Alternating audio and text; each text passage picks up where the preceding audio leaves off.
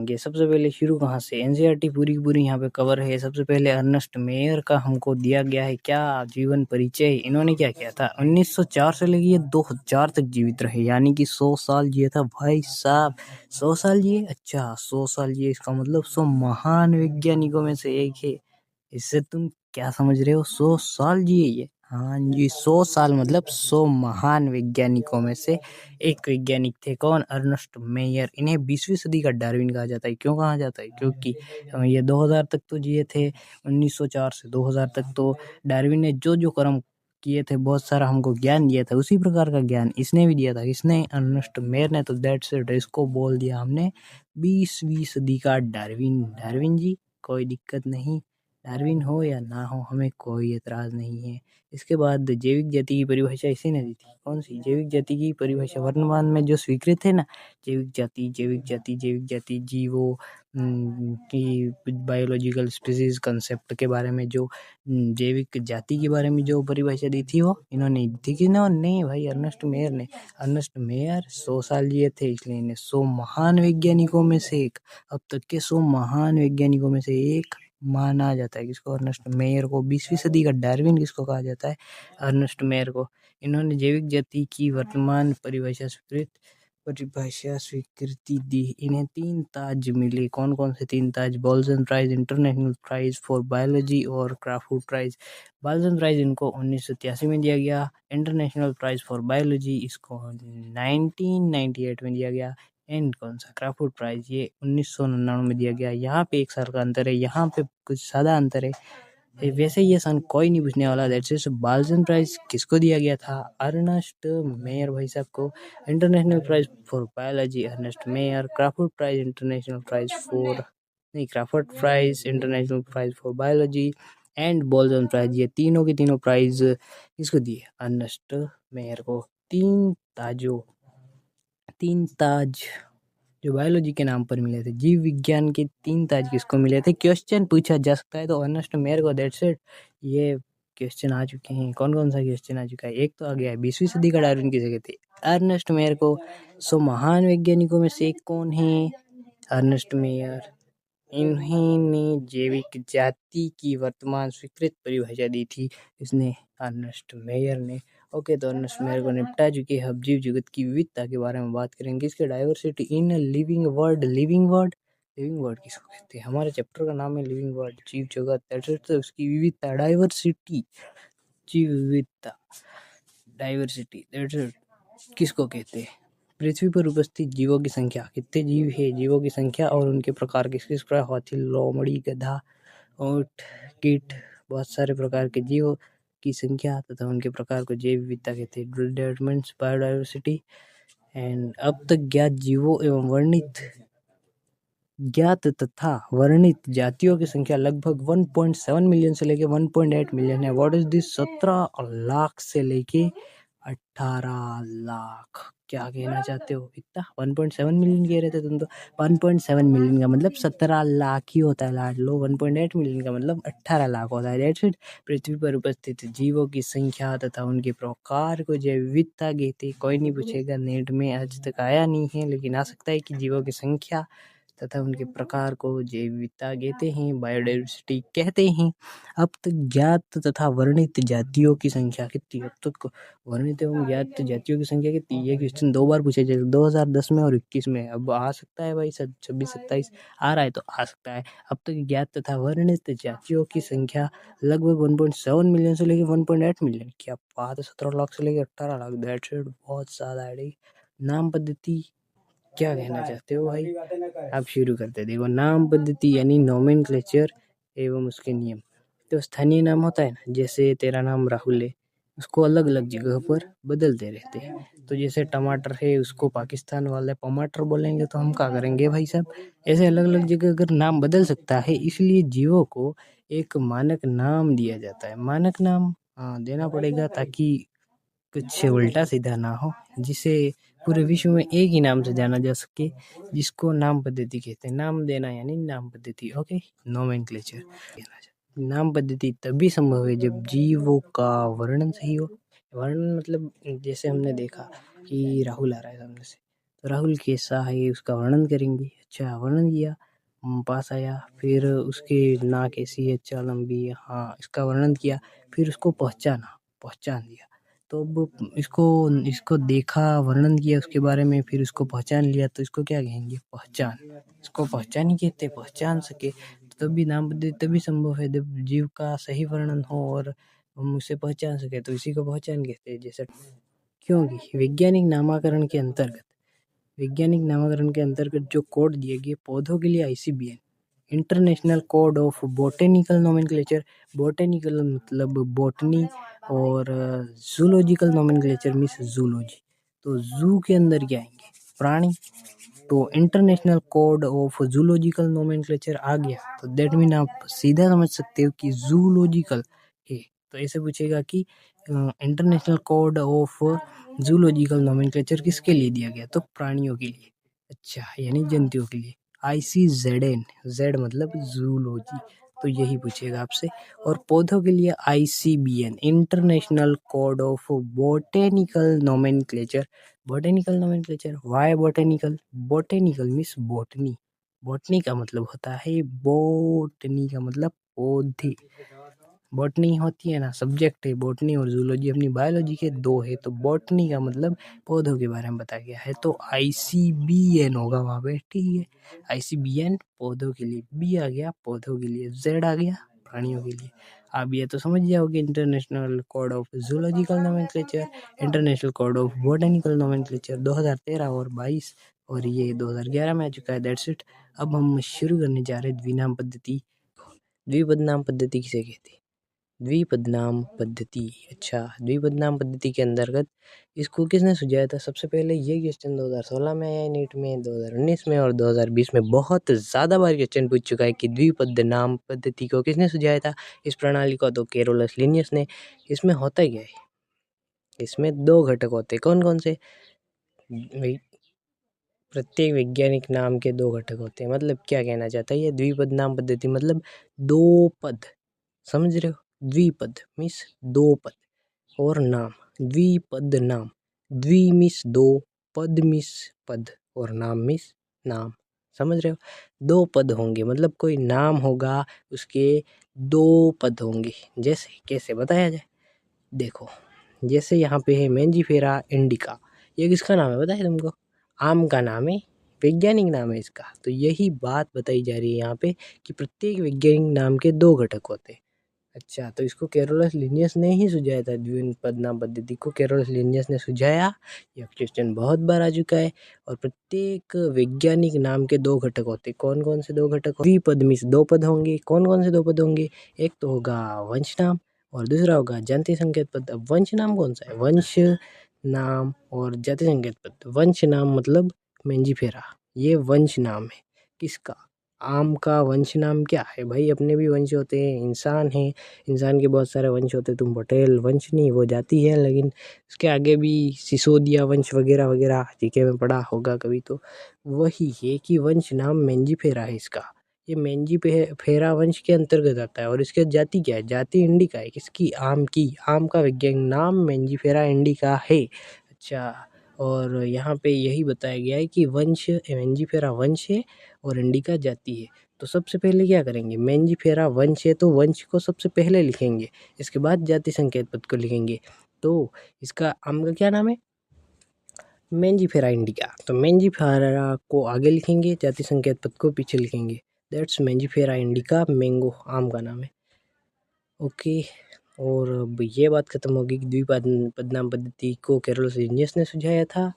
प्रत्येक वैज्ञानिक नाम के दो घटक होते हैं, कौन कौन से, वंश नाम और जाति संकेत पद। वंश नाम मेंजीफेरा और जाति संकेत पद इंडिका, किसका नाम है, आम का। मेंजीफेरा वंश, इंडिका जाति। ओके, वही बात है कि जीनस मिस वंश, स्पीसीज मिस जाति। अब ये वंश जाति क्या है वो आगे पढ़ाया जाएगा गाइज। यहाँ पे है, यहाँ पे, यहाँ पे, यहाँ पे ये रहा। ये जाति क्या होती है, सबसे छोटी इकाई, सबसे अधिक समान गुण होते हैं यहाँ पे। सबसे अधिक समान गुण कहाँ होते हैं, तो भाई जाति में। इसके बाद वंश आता है, इसके बाद कुल आता है, इसके बाद गण आता है, फिर वर्ग, फिर संघ। संघ, संघ यानी संघ में संघ और भाग। फाइलम किसको कहते हैं? जंतुओं के लिए फाइलम यूज़ करते हैं और डिवीज़न पौधों के लिए। ये क्वेश्चन आया था कभी, यहाँ पे हाईलाइट नहीं किया है लेकिन आया था। और जगत सबसे बड़ा वर्ग, सबसे कम समान गुण। यहाँ पे सबसे कम समान गुण होंगे जगत यानी पादप जगत और प्राणी जगत। तो पादप और प्राणी में तो बहुत अलग अलग गुण होंगे, तो यहाँ पे तो कम समान गुण होंगे, यहाँ पे बहुत अधिक समान गुण, क्योंकि जाति जो आपस में लैंगिक जन्म द्वारा शिशु उत्पन्न कर सकती है। जैसे कि ये साइबेरियन, मतलब ऐसे नहीं कह सकते, जो कौन कौन सी होती है अपने ऑस्ट्रेलिया में रहने वाली गाय और यहाँ इंडिया में रहने वाली गाय आपस में बेल और यूँ हो तो बच्चे पैदा कर सकते, वो जाति के अंतर्गत आते। यही बात यहाँ पे कहना चाहते हैं। हम ऊपर है अभी, तो वो बाद में बात करेंगे। नाम पद्धति के सार्वभौमिक नियम। नाम पद्धति के अब नियम क्या है भाई साहब? नियम भी तो कुछ करने पड़ेंगे। हाँ, तो नाम पद्धति के सार्वभौमिक नियम के बारे में बात करते हैं। क्या है नियम इसके? नियम की बात की जाए तो सबसे पहला नियम है कि जैविक नाम प्रायः लैटिन भाषा में होते हैं, इन्हें तिरछे अक्षरों में लिखा जाता है। अच्छा, लैटिन भाषा में होते हैं। हाँ, तो इसको कैसे लैटिन भाषा में होते हैं? लैटिन भाषा मतलब लैटिन में होते हैं और इनको तिरछे अक्षरों में यानी कि इटैलिक्स, अच्छा इटैलिक्स में लिखते हैं। हाँ, अपना तो तिरछे ही जम जाएगा। किसके हिसाब से? हिंदी मीडियम वालों के हिसाब से तिरछे। What is this? क्या पूछना चाहता है ये कि जैविक नाम प्रायः लैटिन भाषा में होते हैं। ये कौन सी भाषा है? लैटिन भाषा। मेंजिफेरा इंडिका यानी मेंजिफेरा इंडिका, ये सब लैटिन भाषा है। लैटिन भाषा में होते हैं और इन्हें तिरछे अक्षरों में लिखा जाता है। जैसे ये लिखा गया है ना, तिरछा है ना, तो तिरछे अक्षरों में लिखा जाता है। ये नाम पद्धति के सार्वभौमिक नियम 16, 19, 23 बहुत तगड़ी मार पड़ी यहाँ पे, बहुत तगड़े क्वेश्चन पूछे गए। अच्छा, इसके बाद क्या है? पहला शब्द वंशनाम, दूसरा शब्द जाति संकेत पद। पहले ही मैंने आपको बता दिया था कि पहला शब्द वंशनाम और दूसरा शब्द जाति संकेत पद। ये हमने आपको पहले ही बता दिया था कि ऐसा ऐसा होता है यूँ, ठीक है। अब और क्या बात की जाए? अब और एक बात की जाए तो इनको हाथ से लिखते समय यहाँ पे क्या लिखा है? हस्तलिखित नियम। जब इन्हें हाथ से लिखते हैं तो दोनों शब्दों को अलग अलग रेखांकित करते हैं। यह लैटिन उद्भव को दिखाता है। किसको दिखाता है? लैटिन उद्भव को। किसको? लैटिन उद्भव को दिखाता है, ठीक है। क्या? जब हम इन्हें हाथ से लिखते हैं, हाथ से लिखते हैं तो दोनों शब्दों को अलग अलग रेखांकित करना होता है, ठीक है। दैट्स, समझ रहे हो तुम? इसको हस्तलिखित नियम के नाम से जाना जाता है। इसको हस्तलिखित नाम के नियम के नाम से जाना जाता है कि जब हम इसे हाथ से लिखते हैं तो दोनों शब्दों को अलग अलग रेखांकित करके लिखते हैं, अलग अलग रेखांकित करके लिखा जाता है। और ये लैटिन उद्भव को दिखाता है। कैसे बताए? जैसे ये लिखा है मेंजिफेरा इंडिका, ये छपाई में लिखा गया है इसलिए इसको तिरछा लिखा गया है।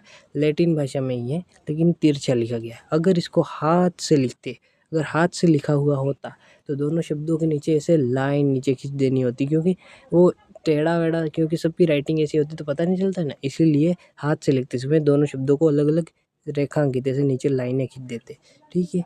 वो लैटिन उद्भव को दिखाता है। अक्षर, वंश नाम का पहला अक्षर बड़ा। वंश नाम, अच्छा वंश नाम कौन सा है? मैंने बताया था ना, पहला शब्द वंश नाम होता है। तो वंश नाम का पहला अक्षर बड़ा। मेंजिफेरा एम, वंश नाम पहला होता है, मेंजिफेरा का एम बड़ा, और दूसरा जाति संकेत पद का पहला अक्षर छोटा होना चाहिए। जाति संकेत पद कौन सा? इंडिका। इंडिका में ये जो आई है वो छोटा है। दैट मीन्स यही बात प्रूव हो जाती है यहाँ पे कि पहला वंश नाम है। That's it. पहला अक्षर जो बड़ा होता है वो वंश नाम का होता है, और जाति संकेत पद का पहला अक्षर होता है वो छोटा होता है, जैसे आई में इंडिका में दिया गया है। ओके, समझ रहे हो? अच्छी बात है। समझ रहे हो तो बहुत अच्छी बात है, नहीं समझ रहे हो तो भी अच्छी बात है। वंश नाम का पहला अक्षर बड़ा। अच्छा, ये क्या कहना चाहता है कि ये जो वंश नाम है ना, वंश नाम का पहला अक्षर बड़ा और जाति संकेत पद का पहला अक्षर छोटा। अच्छा अच्छा, ऐसी बात है। हाँ जी, ऐसी बात है, बिल्कुल ऐसी बात है। अच्छा, ऐसी कैसी बात हो गई कि अगर हम लिख रहे हैं तो वंश नाम का पहला अक्षर बड़ा तो हमने लिख दिया, जाति संकेत पद का पहला अक्षर छोटा तो लिख दिया, दैट्स इट, बन गया नाम। ओके, तो अब लेखक का नाम देखेंगे। लेखक का नाम भी लिखना पड़ेगा। अब हमने ये मेंजिफेरा इंडिका, तो ये तो अपना भाई आम का नाम है, तो अब ये नाम किसने दिया ये भी तो पता चलना चाहिए। अच्छा, तो कैसे पता चलेगा? हाँ जी, इसके लिए हमको क्या करना पड़ेगा, देखो सबसे पहले इसको ऐसे करो, ऐसे करो और इसको हाईलाइट कर दो।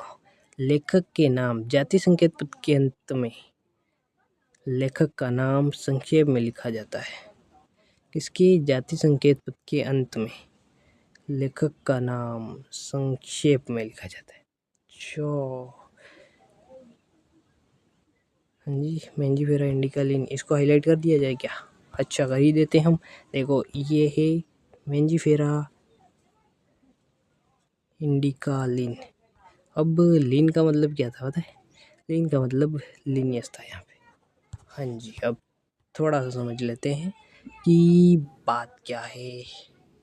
देखो गाइस, अब ये पूरा का पूरा एक बार रिवाइज करा देते हैं अपन। कौन सा? नाम पद्धति के सार्वभौमिक नियमों को। देखो, जैविक नाम प्रायः लैटिन भाषा में होते हैं। लैटिन भाषा है तभी तो टेढ़ी मेढ़ी है, इन्हें तिरछे अक्षर में इटैलिक्स अक्षरों में लिखा जाता है। पहला शब्द वंश नाम, ये वंश है, मेंजिफेरा वंश, कितनी बार बताया जाए। दूसरा शब्द जाति संकेत पद है इंडिका। पहले तो वंश ही आएगा भाई साहब, इसके बाद आएगा इंडिका। मतलब वहाँ पे जो श्रेणी दे रखी है जाति वंश कुलगण ऐसे दे रखी है, लेकिन मेंजिफेरा इंडिका वंश पहले ही आता है। ओके, हाँ, तो अब हस्तलिखित नियम क्या कहता है कि हाथ से लिखते समय दोनों शब्दों को अलग अलग रखेंगे। दोनों शब्द तो यहाँ पे तो लिखे गए हैं, लेकिन यहाँ छपाई में है इसलिए तिरछे हैं, लेकिन अगर हाथ से लिखते तो इनके नीचे से लाइन खींच देते हैं। तो वही कह रहा है कि दोनों शब्दों को अलग अलग रेखांकित अंडरलाइन करना होता है, ये लैटिन उद्भव को दर्शाता है। अच्छा, तो यहाँ पे और कुछ बात बताई गई है कि जब ये वंश नाम का लिखते हैं तो वंश नाम का पहला अक्षर ना हमको बड़ा रख देना चाहिए, जैसे एम है, और जाति संकेत पद का पहला अक्षर छोटा, जैसे इंडिका का आई छोटा है, ऐसे ही रखना चाहिए। लेखक का नाम, अच्छा लेखक का नाम भी तो लिखना पड़ेगा। मेंजिफेरा इंडिका है, अब किसने नाम दिया इसको? लिनियस ने दिया था। अच्छा, तो कैसे लिखेंगे? जाति शब्द के अंत में, जाति शब्द कौन सा है? इंडिका, पीछे वाला जाति होता है, तो उसके लेखक के नाम के जो होता है ना, मतलब वो कैसे लिखते हैं? जाति संकेत पद के अंत में, जाति संकेत पद इंडिका है तो उसके अंत में लेखक का नाम संक्षेप में लिखा जाता है, यानी कि छोटा करके। उदाहरण के लिए मेंजिफेरा इंडिका लीन, लीन का मतलब यहाँ इसका अर्थ है, सबसे पहले लिनियस ने इसका वर्णन किया था, तो आम का नाम लिनियस ने रखा था, तो दैट्स इट, इसीलिए इसको मेंजिफेरा इंडिका लीन कहा गया। ओके, अब इससे समझ में आ ही रहा होगा। और अब वर्गीकरण देखेंगे। वर्गीकरण, किसका वर्गीकरण देखेंगे? ये तो भाई साहब बहुत इम्पोर्टेंट चीज़ हो सकती है। कैसे हो सकती है? देखो, क्लासिफिकेशन है ना ये। हाँ, तो जीवों को सरलता से दृश्य गुणों के आधार पर सुविधाजनक वर्ग में वर्गीकृत करने की प्रक्रिया। हाँ, वर्गीकरण क्या होता है? वर्गीकरण थोड़ा सा तुम दिमाग पे जोर डालो कि जीवों को सरलता से दृश्य गुणों के आधार पर सुविधाजनक वर्ग में वर्गीकृत करने की प्रक्रिया, यही तो बात है, यहाँ से शुरू होता है थोड़ा सा अच्छा ख्याल। देखो, वर्गीकरण किसे कहते हैं? वर्गीकरण को हम सबसे पहले इसी से हाईलाइट कर देते हैं कि वर्गीकरण क्या होता है। जो वर्गीकरण की बात की जा रही है तो क्लासिफिकेशन की बात हो रही है, तो कैसे करेंगे भाई? बच्चे कैसे करेंगे वर्गीकरण? सब तो यहाँ पे तो अनपढ़ गवार है। अच्छा, ऐसा नहीं कह रहा हूँ मैं, अच्छे लोग हैं। हाँ, जीवों को सरलता से दृश्य गुणों के आधार पर सुविधाजनक वर्गों में, हाँ, जीवों को सरलता दृश्य गुणों के आधार पर, दृश्य मतलब जो हमें दिखाई देता है, तो इसी की बात कर रहे हैं कि दृश्य गुणों के आधार पर सुविधाजनक वर्ग में वर्गीकृत करने की प्रक्रिया। अच्छा, क्या कहना चाह रहा है ये? वर्गीकरण के बारे में बताना चाह रहा। हाँ जी, वर्गीकरण होता है वो जीवों को सरलता से दृश्य गुण कौन से होते हैं, हमें कैसा दिखाई दे रहा है, वो उसके 2 हाथ है, 2 पैर है, या फिर पंख है या पैर है, ऐसा कुछ दिखाई दे रहा है ना, दृश्य गुण होते हैं ना, उसके आधार पर सुविधाजनक वर्ग में वर्गीकृत करने की प्रक्रिया वर्गीकरण कहलाती है।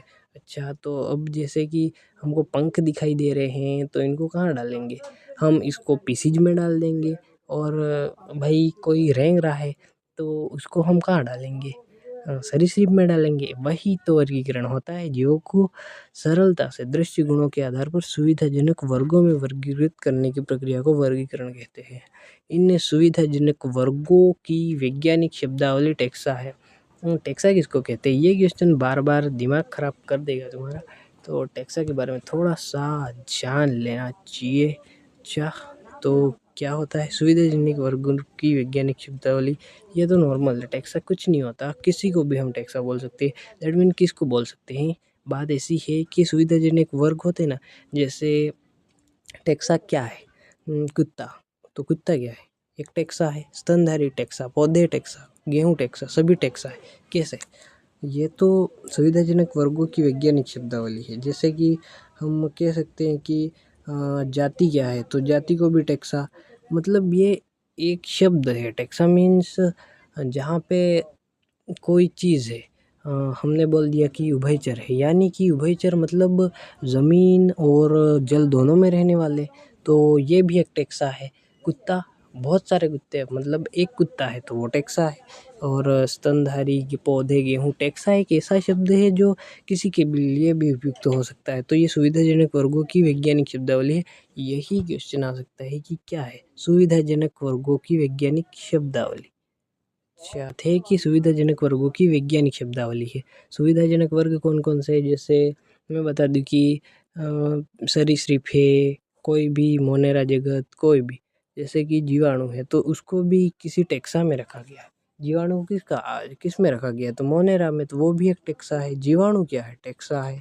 किसी को भी, कुत्ता, स्तनधारी, ये एक वैज्ञानिक तरीके से कह सकते हैं कि टैक्सा मीन्स कुत्ता, स्तनधारी, पौधे, गेहूँ, सभी टैक्सा है। टैक्सा मीन्स टैक्सा होता है। दैट मीन ऐसा शब्द है कि कोई भी, मतलब वैज्ञानिक तरीके से टैक्सा कह सकते हैं किसी भी जीव को या किसी भी वर्ग को, इसे कह सकते हैं टैक्सा।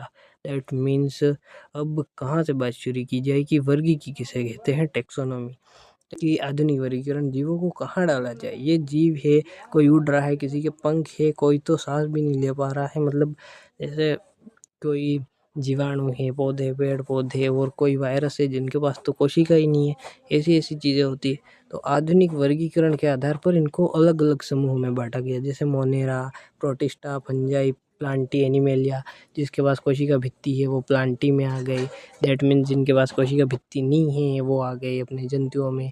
वही बात चल रही है। तो बाह्य एवं आंतरिक रचना के आधार पर वर्गीकृत की टैक्सोनॉमी के आधार, आधुनिक वर्गीकरण, आधुनिक तरीके से इसको वर्गीकृत कैसे किया जाएगा, बाह्य एवं आंतरिक रचना के आधार पर। बाह्य, बाह्य में क्या, सबसे पहले बाहर से कैसे दिख रहे हैं, अगर उनके कान, पैर, हाथ, नाक कुछ भी दिख रहा है, और पेड़ों के पास दिखता है, नहीं दिखता, तो इनको पादप और जंतु में अलग अलग कर देंगे। आंतरिक रचना यानी कि उनकी आंतर सेल के अंदर, जैसे कि यही बात हो रही है कि कोशिका की रचना, कोशिका भित्ति है या नहीं है, वैसे ये प्रोकैरियोटिक है, यूकैरियोटिक है, वो कोशिका रचना। आंतरिक रचना मतलब किसी के अंदर एक बीजपत्री, द्विबीजपत्री, तो फिर समझ में आएगा कि जाइलम फ्लोएम की बात कहाँ तक है, ब्रायोफाइट तक है, इसके बाद टेरिडोफाइट, जिम्नोस्पर्म उसमें नहीं होती। तो उसी प्रकार से बाह्य एवं आंतरिक, पौधे के अंदर से झाँकेंगे, बाहर से देखेंगे ये पौधा किस प्रकार का है, वही बाह्य एवं आंतरिक रचना के आधार पर आधुनिक वर्गीकरण होता है। और कोशिका रचना मीन्स कोशिका प्रोकैरियोटिक है, यूकैरियोटिक है, इस प्रकार। लेकिन पूछा जाए कि प्रोकैरियोटिक, यूकैरियोटिक में विभेदन किया आधुनिक वर्गीकरण, नहीं, ये सिलेक्ट नहीं करना है। कोशिका रचना शब्द आया तभी, और बाह्य एवं आंतरिक रचना आया तभी, क्योंकि केंद्र के ऊपर आधुनिक वर्गीकरण किया गया, ऐसा आता है। लेकिन आपको वो सिलेक्ट नहीं करना है, क्योंकि यहाँ पे ऐसा कोई टर्म नहीं दे रखा है। यहाँ पे 4 ही आएगा, बाह्य एवं आंतरिक रचना, कोशिका रचना, विकासीय प्रक्रम मीन्स डेवलपमेंट प्रोसेस, कि वो बच्चा था, बहुत छोटा था, तब कैसे डेवलप हुआ, और इसके बाद धीरे धीरे कैसे बढ़ा। जीव की पारिस्थितिक सूचनाएं, वो सूचनाओं को, इकोलॉजिकल सूचनाओं को कैसे एकत्रित कर रहा है, इसके बारे में। जीव की पारिस्थितिक सूचनाएं, यानी ये पारिस्थितिक सूचनाएं कि व्हाट इज दिस, ये कैसे बिहेव कर रहा है अपनी पारिस्थितिकी यानी इको सिस्टम के साथ। इसी को कहते हैं इकोलॉजिकल इंफॉर्मेशन, क्योंकि सब अलग अलग बिहेव करते हैं। दैट मीन्स चूहा अलग बिहेव करेगा, पौधा अलग बिहेव करेगा, वही बात हो रही है। विकासीय प्रक्रम मिस, ये कैसे विकास कर रहा है, कुछ में लार्वा अवस्था पाई जाती है, नहीं पाई जाती, इसके आधार पर इसको अलग अलग जगह पे रख दिया गया। जैसे बाह्य एवं आंतरिक रचना, कोशिका रचना, विकासीय प्रक्रम, जीव की पारिस्थितिक सूचनाएं इत्यादि।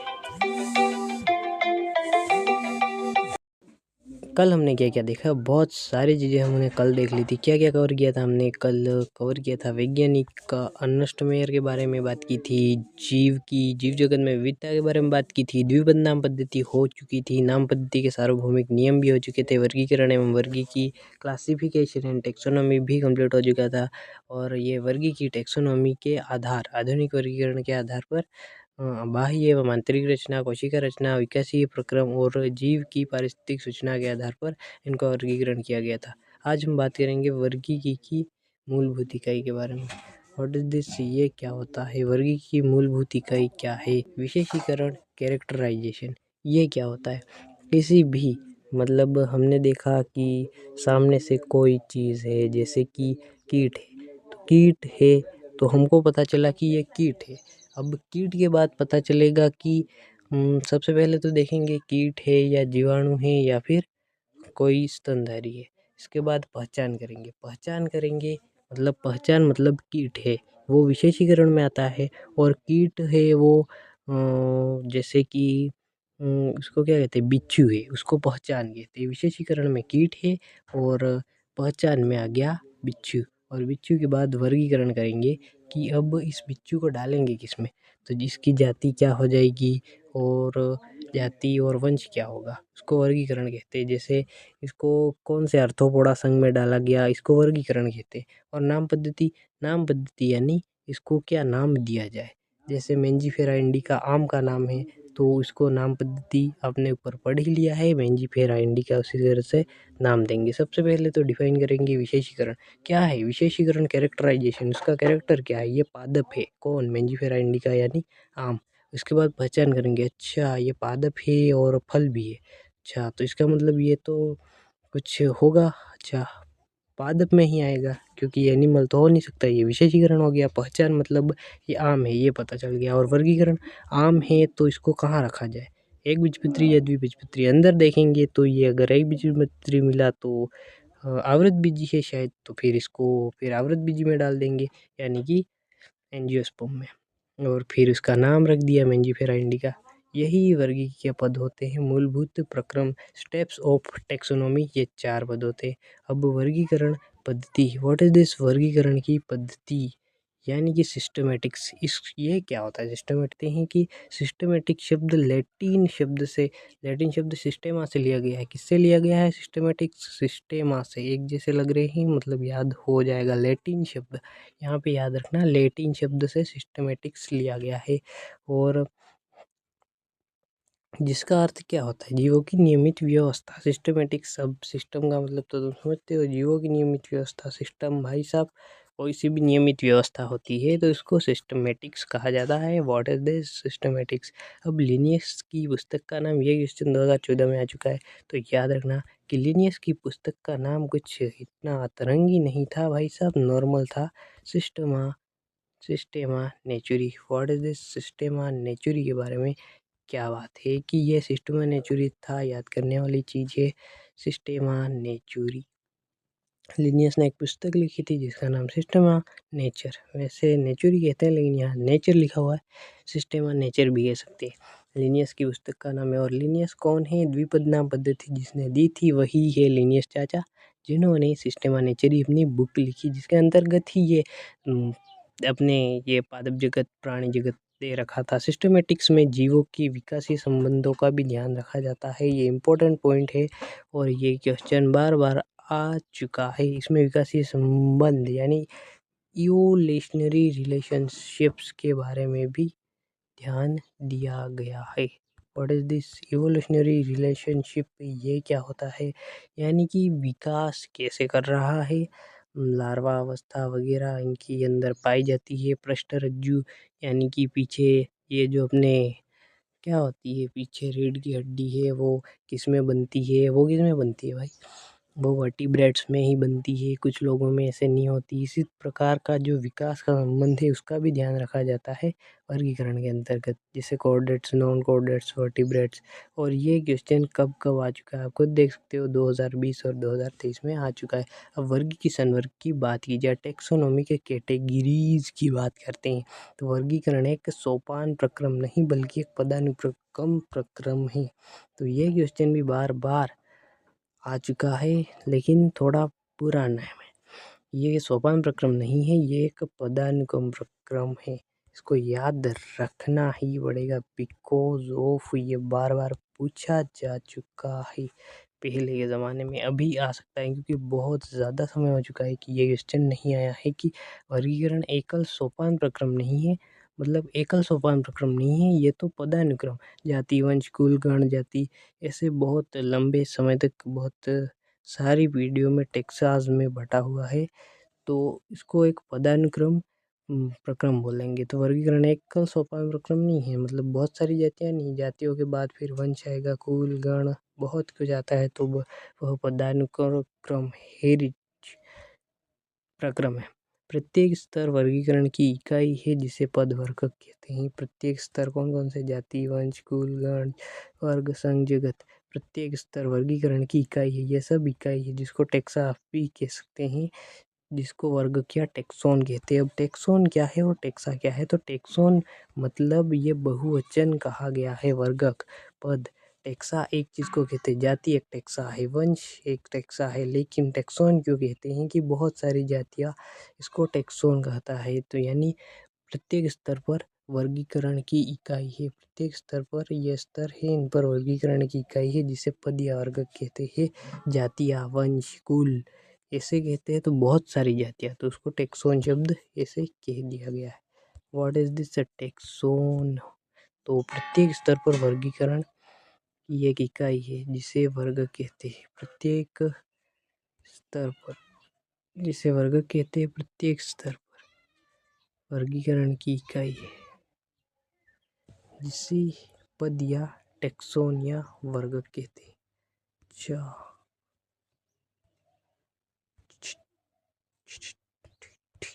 ये हट जा। अच्छा, हो गया ठीक है। अच्छा, अब क्या बात की जाए? बहुत सारी बातें हो चुकी है और ये बिना मतलब के लग क्यों रहे हो भाई? ओके, दैट्स सोल कि हम कहाँ पे एंटर कर चुके हैं। अब बहुत कुछ कवर करने के बाद हम पहुँच चुके हैं मोस्ट इम्पोर्टेंट चीज़, जहाँ से क्वेश्चन की बिल्कुल भरमार लग जाती है। अब चलो समझते हैं कि बहुत अच्छे तरीके से निपटते हैं, क्योंकि हमने सब कुछ निपटा दिया है। यहाँ पे क्या बात हो रही थी?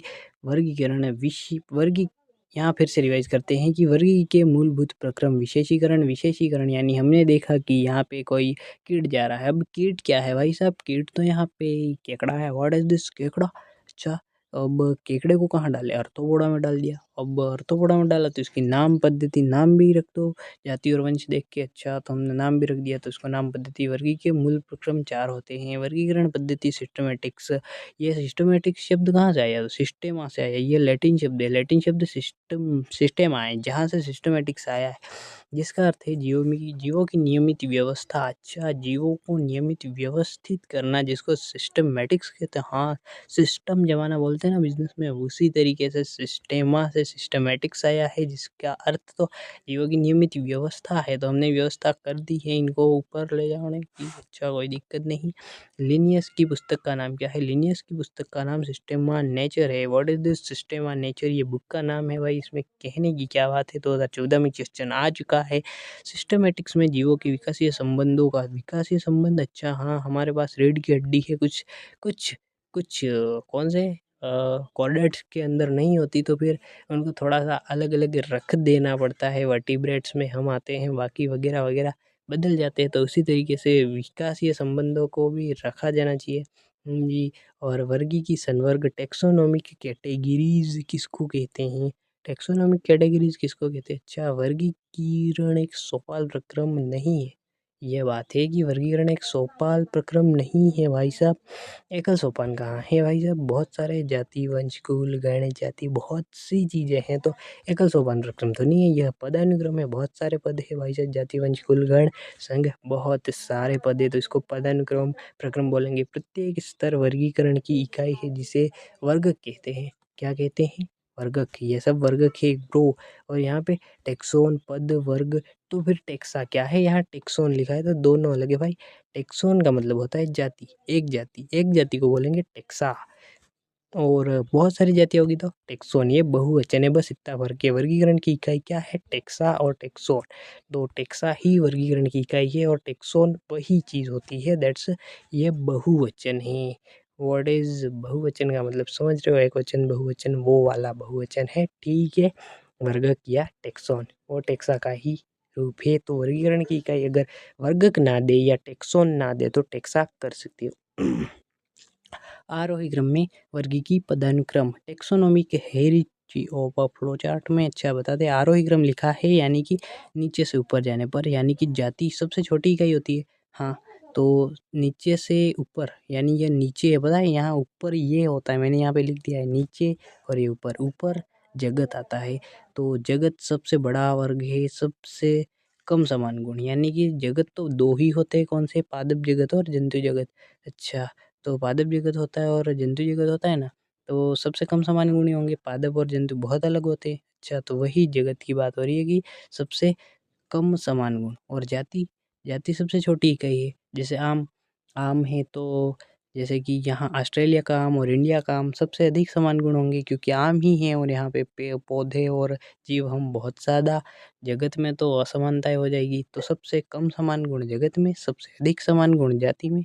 समान लक्षण घटते जाते हैं, कहाँ पे? नीचे से ऊपर जाने पर। ये ऊपर ऐसे मतलब तुम ऐसे मत देखना, ऊपर का मतलब ये होता है कि जाति वंश कुल गण वर्ग संघ और जगत ऐसे जाएंगे तो फिर ये ऊपर कहलाता है। मतलब जो बड़ी चीज़ है जैसे जगत पादप जगत वो ऊपर ही कहलाता है। तो वही बात है कि नीचे से ऊपर की ओर जाने पर समान लक्षण घटते हैं। तो घटते गए भाई साहब, घटते गए, समान लक्षण घटेंगे। कैसे घटेंगे? जाति में तो दोनों आम आम ही है। इसके बाद वंश में तो बैगन भी आ गया भाई साहब, तो बैगन और आम के बीच ये असमानता है।